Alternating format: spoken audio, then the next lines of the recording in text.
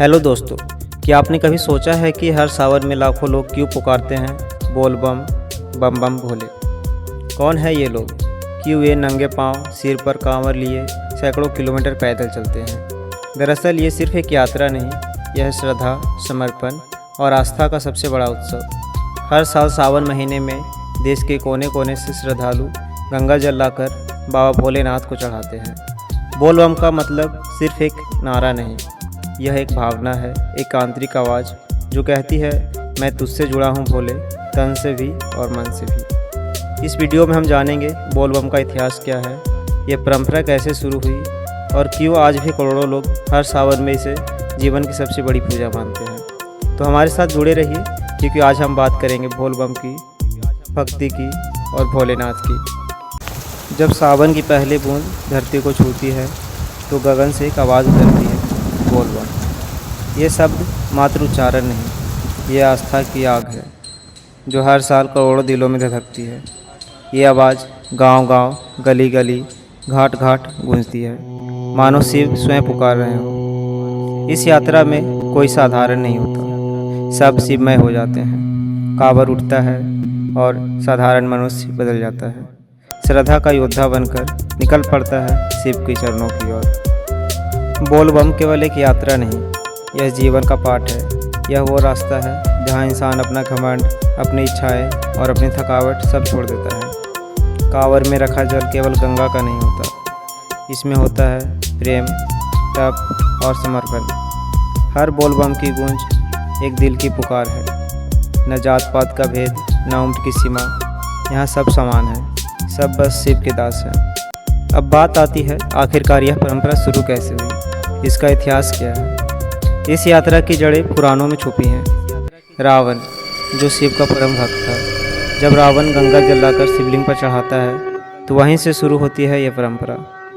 शिव पुराण में दर्ज है, सावन मास शिव को प्रिय है। जो कोई भी इस मास में जल चढ़ाता है वह पुण्य का भागी बनता है। युग बदले, शासक बदले, सभ्यताएं बदली, पर बोल बम की परंपरा नहीं बदली। वह हर पीढ़ी में और गहराई से बसती गई।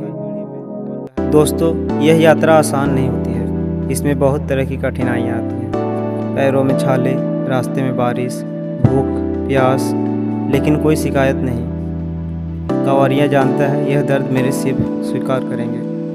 नंगे पांव सैकड़ों किलोमीटर चलना कोई मजबूरी नहीं, यह गर्व है। कांवर को कभी ज़मीन पर नहीं रखते, जैसे किसी बच्चे को गोद से नीचे नहीं रखते। यह तपस्या है, शरीर की नहीं, आत्मा की। सदियों से लोग कहते रहे हैं कि कांवर यात्रा कठिन है, महिलाओं के लिए नहीं है। पर आज हर मोड़ पर, हर सड़क पर आपको दिखेगी एक बहन, एक माँ, एक बेटी, कांवर उठाए हुए, कंधे झुकाए, आंखों में संकल्प लिए। उनकी चाल में कोई संकोच नहीं, केवल समर्पण है। उन्होंने न सिर्फ आज समाज की धारणाएं तोड़ी है, बल्कि यह सिद्ध कर दिया है कि श्रद्धा का कोई लिंग नहीं होता। जब एक महिला कांवर उठाती है, वह केवल शिव से मिलने नहीं जाती, वह आने वाली पीढ़ियों को यह दिखाने जाती है कि स्त्री केवल पूजा की पात्र नहीं, पूजा करने वाली भी शक्ति है। उनके हर कदम में दुर्गा है और हर सांस में हर हर महादेव। शिव केवल मंदिर में नहीं रहते, वे वहाँ भी होते हैं जहाँ कोई प्यासे को पानी देता है, भूखे को खाना देता है, थके हुए को विश्राम देता है। रास्ते में लगे सेवा शिविर केवल टेंट नहीं, यह शिव के साक्षात रूप हैं। बिना किसी स्वार्थ, बिना किसी पहचान के लोग कांवरियों की सेवा कर रहे होते हैं। कोई हाथ में नींबू पानी लिए खड़ा है, कोई चप्पल बांट रहा है, कोई बैठा है थके हुए पैरों की मालिश करने। यह सेवा नहीं है, यह शिव भक्ति है, क्योंकि शिव कहते हैं जो मेरे भक्त की सेवा करता है वही मुझे प्रसन्न करता है। इन शिविरों में इंसान इंसान के लिए भगवान बन जाता है। आज भक्ति सिर्फ मंदिरों और घाटों में नहीं, अब वो मोबाइल के स्क्रीन पर भी है। हर कांवरिया एक कैमरा लेकर चल रहा है, हर जयकारा अब रील बन जाता है। इंस्टाग्राम पर हर हर महादेव ट्रेंड बन गया है। यूट्यूब पर भक्तों की यात्रा की कहानियाँ लाखों लोग देख रहे हैं। ये डिजिटल बोल बम है, यहाँ आस्था तकनीक से गले मिल रही है। कुछ लोग इसे दिखावा कह सकते हैं, लेकिन सच तो यह है कि अब हर फ़ोन एक शिवालय बन गया है और हर शेयर, हर लाइक भोलेनाथ को समर्पित श्रद्धा का नया तरीका बन चुका है। सोशल मीडिया ने भक्ति को सीमाओं से परे पहुंचा दिया है। अब शिव विश्वमूर्ति हैं और भक्त वैश्विक। उत्तर में देवघर की यात्रा, बिहार में सुल्तानगंज से बाबा बैद्यनाथ तक की दौड़, झारखंड में नीलकंठ महादेव के जयकारे, महाराष्ट्र में त्र्यंबकेश्वर। भारत के हर कोने में बोल बम की एक अलग छवि है। कोई भगवा पहनता है, कोई सफ़ेद, कोई नाचता है, कोई मौन चलता है, कोई ढोल बजाता है, कोई जप करता है। अलग भाषा, अलग भूषा, अलग रस्में, लेकिन सबकी मंजिल एक ही है, शिव। यह विविधता ही भारत की असली पहचान है और बोल बम यात्रा इस एकता का चलायमान स्वरूप है। जब इतने भिन्न रास्तों से एक ही शिव तक पहुंचा जाता है तो यह साबित होता है भारत की आत्मा एक है और वह है हर हर महादेव। श्रावण कोई आम मौसम नहीं, यह ऋतु नहीं, यह शिव का आवाहन है। जब बादल उमड़ता है, जब बिजली चमकती है तो ऐसा लगता है कि खुद शिव अपने डमरू की गूंज से धरती को पुकार रहे हों। इस महीने में हर पेड़ हरा हो जाता है, हर नदी भर जाती है, जैसे पूरी प्रकृति शिव के स्वागत में सजी रही हो। गंगा की लहरों में एक अलग लय होता है और हवा में एक अलग खुशबू भोलेनाथ की उपस्थिति की। सावन का हर दिन, हर क्षण एक अवसर है अपने भीतर उतरने का, अपने में शिव को विलीन करने का। इसलिए इस महीने की हर बूंद, हर सांस एक मंत्र होती है। अब कांवड़ यात्रा केवल बुजुर्गों की नहीं रही। अब छोटे छोटे बच्चे कांवड़ उठाकर सड़कों पर बोल बम की गूंज भर रहे हैं। युवा, लड़के लड़कियां समूह बनाकर भक्ति की इस परंपरा को नई ऊर्जा दे रही है। वे मोबाइल पर लाइव कर रहे हैं, रास्ते में भजन गा रहे हैं और साथ ही सेवा भी कर रहे हैं। ये पीढ़ी दिखा रही है कि भक्ति अब पीछे नहीं रह गई, अब वह आगे बढ़ रही है, आगे ले जा रही है इस पूरे समाज को। जब 10 साल का बच्चा कांवड़ उठाकर 100 किलोमीटर चलता है तो वह सिर्फ शिव की ओर नहीं, देश की परंपरा को जीवित रखने की ओर कदम बढ़ा रहा होता है। बोल बम अब सिर्फ भारत की सड़कों तक सीमित नहीं, अमेरिका, कनाडा, ऑस्ट्रेलिया, दुबई, जहाँ जहाँ भारतीय हैं वहाँ वहाँ सावन के महीने में शिव भक्ति की गूंज सुनाई देती है।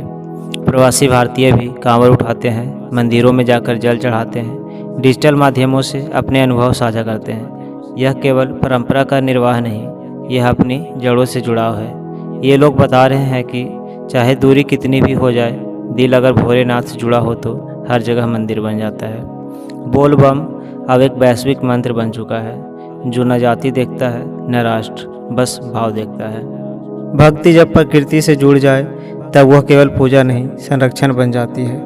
आज की नई पीढ़ी कांवड़ उठाते हुए सिर्फ शिव की ओर नहीं जा रही है, वह पेड़ भी लगा रही है, प्लास्टिक का बहिष्कार भी कर रही है, रास्तों की सफाई कर रही है। हर पड़ाव पर पोस्टर है, धरती बचाओ, गंगा को स्वस्थ रखो, कृपया कूड़ा ना फेंकें। यह दिखाता है कि अब भक्त सिर्फ भोलेनाथ के नहीं, धरती माता के भी सेवक हैं। शिव तो खुद पर्यावरण के देवता हैं। जटाओं में गंगा, गले में सर्प, शरीर पर राख और सिर पर चंद्रमा। कांवरियों ने अब समझ लिया है कि शिव को खुश करना है तो पहले उनके धरती को बचाना होगा। हर कांवरिया की अपनी एक कहानी होती है। कोई अपने बीमार बेटे के लिए कांवड़ उठाता है, कोई अपनी परीक्षा में सफलता की मन्नत लेकर, कोई बरसों के दुख से मुक्त होने की तलाश में। लेकिन रास्ते में जब सब मिलते हैं तो सबकी कहानियाँ एक ही भाव में मिल जाती है, शिव भक्ति में। रास्ते की थकान, धूप, भीड़ सबको सहते हुए ये भक्त उस क्षण की ओर बढ़ते हैं जब वे शिव के सामने होंगे। किसी की आंखों में आंसू, किसी के चेहरे पे मुस्कान, लेकिन सबके दिल में केवल एक ही शब्द, भोलेनाथ तू ही है, बस तू ही है। यह यात्रा दिल से निकलती है और शिव के दिल तक पहुंचती है।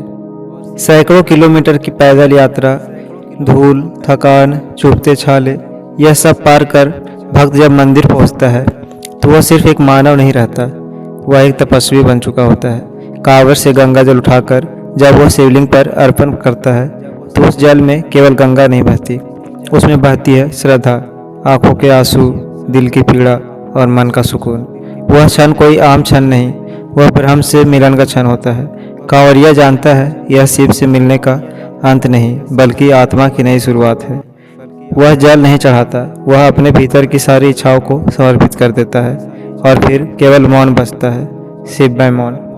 जब कांवरिया गंगा जल चढ़ा देता है, कांवड़ नीचे रख देता है, तो क्या यात्रा खत्म हो जाती है? नहीं, असली यात्रा तो अब शुरू होती है, अपने भीतर की। शिव का संदेश यही है, अब बाहर की यात्रा पूरी हुई, अब भीतर उतर। कांवर को कांधे से छुटकारा मिला, लेकिन दिल अब शिव का हो गया। यही है शिव भक्ति की पराकाष्ठा, जहाँ भक्त और भगवान का भेद मिट जाता है। जब सब शोर खत्म हो जाता है, जब न जयकारा होता है न नाच, तब एक मौन होता है जिसमें भक्त स्वयं को शिव में महसूस करता है। यही है अंतहीन आरंभ, शिवत्व की यात्रा। हर कांवरिया जब शिवलिंग के सामने खड़ा होता है, तब उसके मन में कोई मांग नहीं होती, सिर्फ समर्पण होता है। वो जानता है कि जिसे सब कुछ समझ में आ गया है, वो मांगता नहीं, वो देता है। उसके भीतर अब कोई शिकायत नहीं, सिर्फ संतोष है, शांति है। वह शिव के सामने मौन खड़ा रहता है, जैसे जल खुद जल में मिल गया हो। यह भक्ति का चरम है। जब शब्द व्यर्थ हो जाएं और मौन बोलने लगे, यही शिव है जो मौन में मिलते हैं, जो भीतर के अंधकार को अपने प्रकाश में भर देते हैं। यह मौन ही सच्चा मंत्र है। जब कांवरिया घर लौटता है, शरीर थका होता है, लेकिन मन शांत होता है, जैसे जीवन का कोई अधूरा भाग पूरा हो गया हो। पर यह अंत नहीं, यह अगली शुरुआत है, क्योंकि शिव की भक्ति एक सावन में पूरी नहीं होती, वह हर पल हर सांस में होती है। और जब अगले साल सावन की पहली बूंद गिरेगी, फिर से दिल में वही पुकार उठेगी, बोल बम। भक्त फिर से तैयार होगा, एक नए कांवर के साथ, नए संकल्प के साथ। शिव का आशीर्वाद जीवन भर साथ चलता है। वह एक बार की यात्रा नहीं, वह तो जीवन की हर राह पर साथ है। और तब तक बस एक मंत्र, हर हर महादेव।